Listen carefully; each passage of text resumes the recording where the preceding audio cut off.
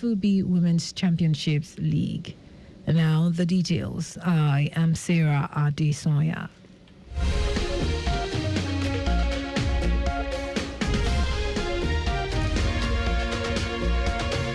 The Lagos State government has expressed its willingness to collaborate with the Time for Africa Foundation to impact its residents. Commissioner for Environment and Water Resources, Tokunbo Wahab, while receiving members of the Time Foundation for Africa during a strategic meeting at Elausa, said the state government is ready and willing to collaborate with organizations that will positively contribute to the growth of the state. That commissioner said the state believes in collaborations that are data-driven and people-oriented, noting that data collection assists the government in decision-making and futuristic predictions. In her remarks, the founder, Time for Africa Foundation, Abiodun Ulushala, said the foundation is a multi-initiative that addresses community development, education, health, and climate action.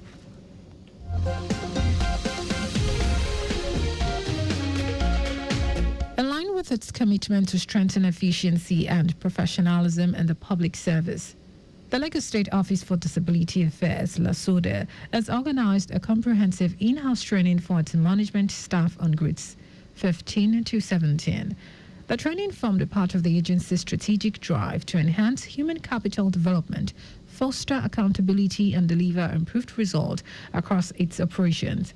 The General Manager of LASODA, Adenike Oyetunde Lawal, urged members of staff of the organization to remain dedicated to the principles of goal setting and the effective pursuit of key performance indicators, KPIs, as tools for achieving both personal and institutional success. Oyetunde Lawal noted that the training underscores the Lagos State government's unwavering commitment to continuous capacity building, improved decision making, and elevating the overall quality of public service delivery for the benefit of all citizens.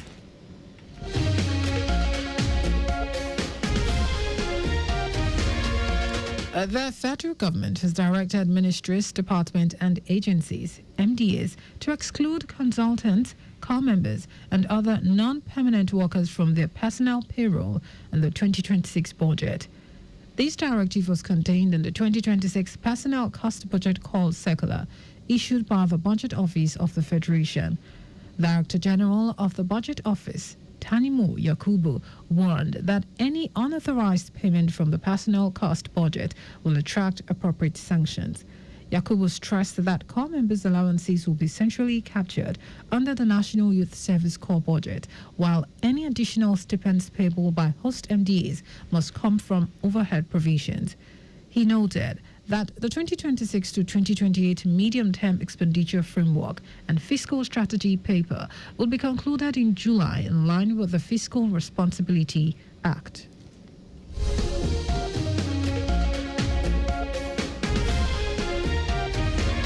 And now to the rest of the stars.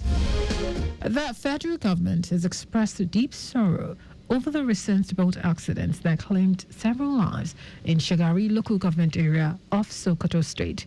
Minister of Marine and Blue Economy, Adegboyega Oyetola, described the tragedy as both painful and avoidable. Oyetola, in a message signed by Special Advisor Bolaji Akinola, expressed concern over the ongoing loss of lives in maritime accidents, calling attention to the urgent need for improved safety measures.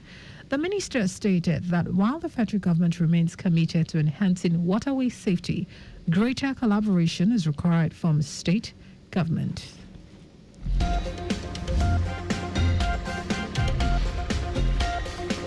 The Nigerian Upstream Petroleum Regulatory Commission, NUPRC, has reported that the country's gas production figure rose to an average of 7.59 billion standard cubic feet in July.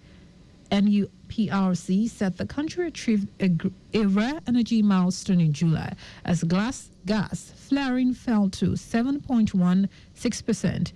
The simultaneous growth in output and decline in flaring underscores the Commission's drive to boost production while advancing its 2030 zero flare commitment.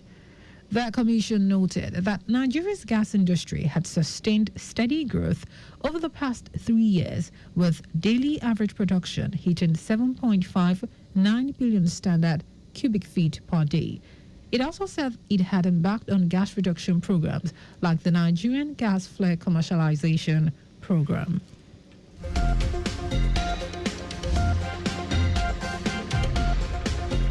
And now to foreign news.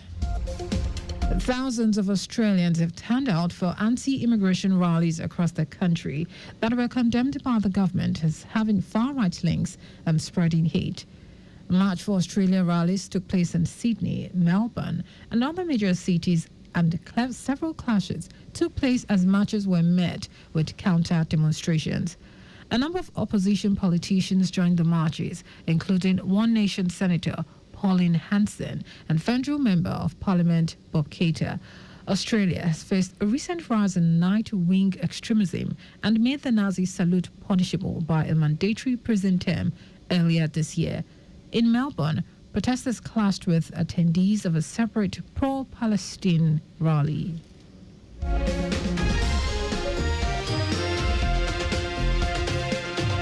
And in sport, Bielsa Queens will face USFA of Burkina Faso in the semi-final of the WAFU B Women's Champions League. The Nigeria Women Football League, NWFL, champions finished top of Group B after a 4-1 demolition of Sam Nelly of Benin Republic on Saturday. USFA finished second in Group A behind host ASEC Mimosas.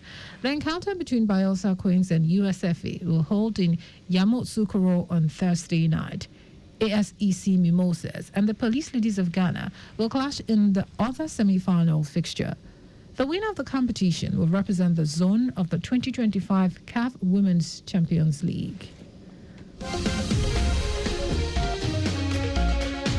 Just before we go, ensure the registration mark on your vehicle is clear and visible at all times. You can follow us and like all our various social media platforms: X at Traffic Radio 961, Facebook Lagos Traffic Radio 96.1 FM, Instagram Lagos Traffic Radio 961. Subscribe and watch our news and programs live on YouTube at Traffic Radio 961. Visit our website on www.trafficradio961.ng. You can also listen to Lagos Traffic Radio 96.1 FM live on My Lagos app for timely updates. Did you know that the Sonolo administration organized a mentorship seminar for over 1,000 youths on the theme Agripreneur, Strategy for Wealth Creation? You can get more details on the Lagos State Government website. To end the news, here are the highlights of the major stories. The Lagos State Government has expressed its willingness to collaborate with the Time for Africa Foundation to impact its residents. The federal government has expressed deep sorrow over the recent boat accident that claimed several lives in Shagari local government area of Sokoto State. We also told you that thousands of Australians have turned out for anti-immigration rallies across the country that were condemned by the government as having far-right links and spreading hate. And in sport, Bielsa Queens will face USFA of Burkina Faso in the semi-final of the WAFU B Women's Champions League. For contact with the newsroom, send a message to info@trafficradio961.ng. That is the news broadcast compiled by Zainab Adibashin. I am Sarah Adesanya. Thank you for listening.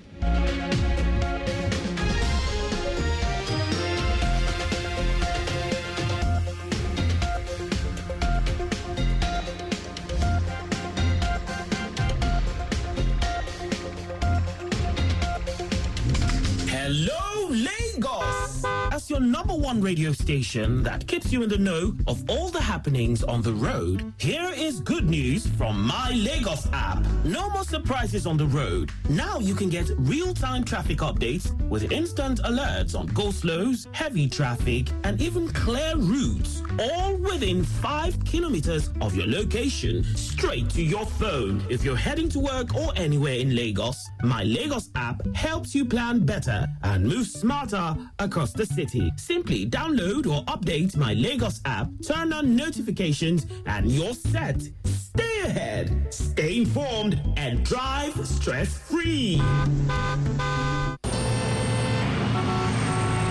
My people, I dey on top Lagos Road from Lagos Traffic Radio 96.1 FM to go ask the people how dem sabi how to